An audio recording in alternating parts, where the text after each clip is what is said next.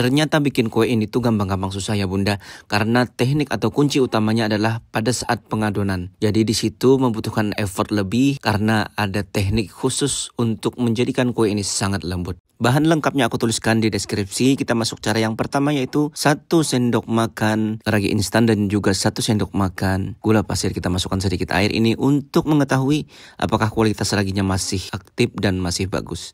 Kita tutup selama 10 menit, diamkan. Kita buka. Nah itu dia udah mengembang sedikit. Itu artinya raginya masih bagus. Dan bisa kita pakai untuk adonan kue apem yang super lembut ini. Yang pertama kita masukkan tepung beras 250 gram. Aku pakai merek Rose Brand aja. Biasanya kalau ibu-ibu di kampung itu kan pakai tepung beras yang digiling sendiri ya. Jadi berasnya di rumah dicuci lalu digiling sendiri.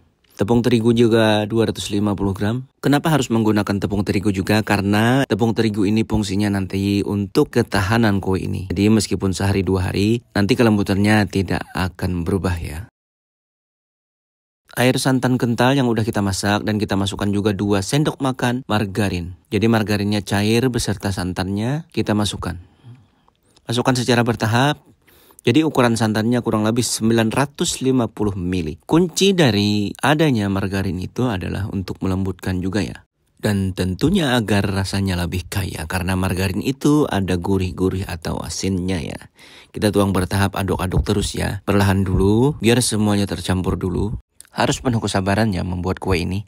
Karena di adonannya ini kita membutuhkan waktu yang cukup lama.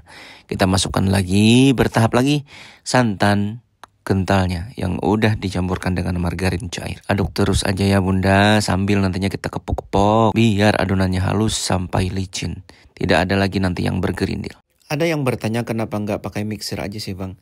Ya kalau kita pakai mixer jatuhnya nanti kayak bolu ya. Beda lagi tekstur dan seratnya. Karena apem itu seratnya sangat beda dari kue lainnya. Kita masukkan lagi sisa santannya. Tetap sambil diaduk sambil diputar whiskernya ya. Nah kita masukkan juga garam karena kalau tidak ada garam itu serasa ada yang kurang aja ya. Jadi makanan apapun kalau tidak ada garamnya itu ya serasa ada yang tertinggal gitu ya.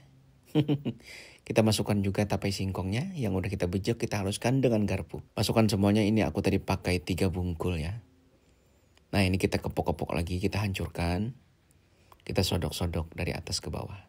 Lakukan berulang-ulang sampai tapenya juga halus. Nanti tetap kita aduk juga. Ini tetap membutuhkan waktu yang cukup lama. Nah ini kita kepok-kepok juga tetap sambil diputar, sambil dikepok.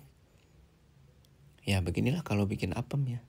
Kalau yang nggak mau ribut ya kita beli aja. Cuman kita kan nggak tahu juga takaran-takarannya. Kalau kita bikin sendiri kita tahu takaran dan ukurannya. Dan kita bisa mengatur manis dan gurihnya.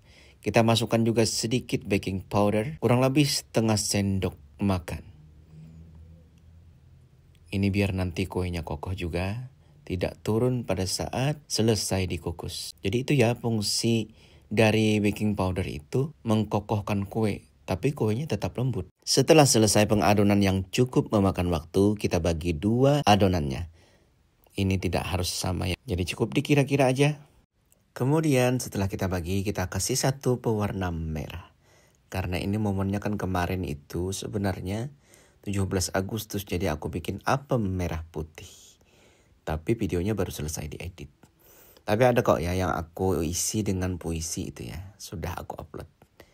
Jadi pas momennya tanggal 17 Agustus. Jadi sekarang kita bikin full untuk resepnya dan cara bikinnya ya. Kita tutup selama 1 jam. Nah dia kita buka lagi. Itu sudah menimbulkan buih-buih ke permukaan tinggi banget. Hampir meluber. Kita aduk lagi, kita hilangkan buih-buihnya. Karena kalau kita biarkan buih-buihnya tetap ada, nanti kuenya tidak halus permukaannya ya. Jadi tidak licin, tidak mulus. Kita siapkan loyang mini ukuran 6 cm, kita kasih minyak goreng. Biar nantinya tidak melekat ya kuenya pada saat dikukus. Jadi nanti mudah untuk mengeluarkannya.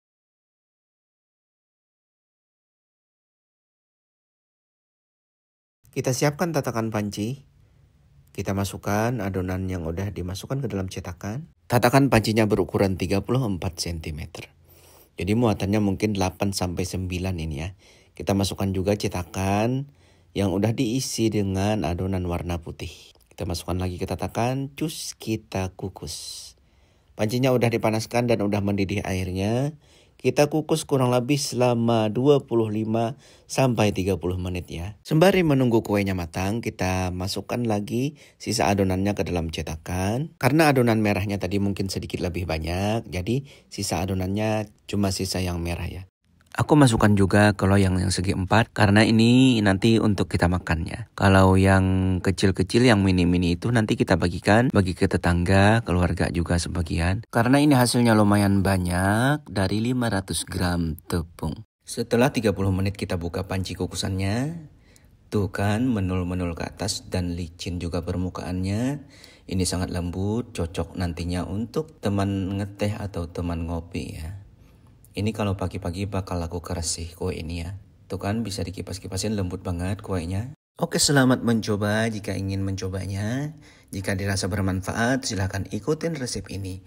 Dan terima kasih.